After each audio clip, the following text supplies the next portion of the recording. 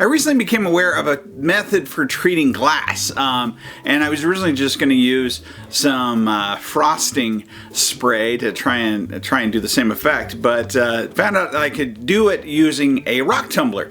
And I was looking at a rock tumbler that was at our local store, and it was about $100, and I wasn't really interested in paying that much, especially just for one project. But at the same time, I got contacted by someone that has a rock tumbler that they make, and they sent it to me. But honestly, it's not an expensive thing. It's not like I couldn't have just gotten it myself. It's like around $30 on Amazon.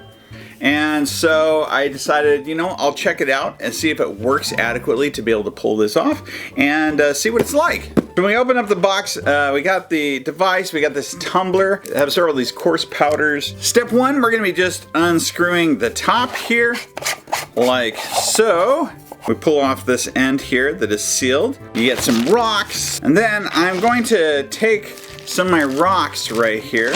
We're gonna add, I'm not gonna use the whole thing because I think that's too many. Then we're gonna add the polishing powder, as well as some water. We're gonna seal it back up and screw on the other end, just like so. And then I'm gonna put it in here. Now this will let you set it for multiple days.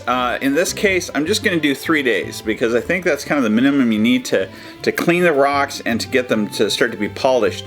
But probably when I do the glass project, I've heard 5 days is how many I'd wanna do it. So, so for right now, just to see how it works, I'm gonna set it for 3 days and then I just let it roll, literally. Because it does make noise, that's something to be aware of. Is you probably don't want this just sitting around because it's going to be running for quite some time. So I took mine out to the garage and put it on top of one of my daughter's bikes, actually, so it was close to a plug. At the end of the 3 days, it says that the time's up. It's not turning anymore. We're going to take that now, and carefully as I can, I'm going to take the top off, and then we're gonna pull off the seal. Oh man. Maybe this wasn't the best place to do that because now I have some of that stuff on my pants.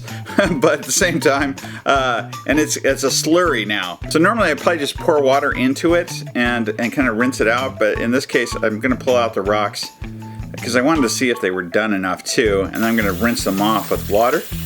And there they are. I mean, if you look at the difference, they really look more like this, you know, and now they look more finished and polished like this. If I left it in for longer, the kind of longer you can let this run, the smoother and shinier that they would get.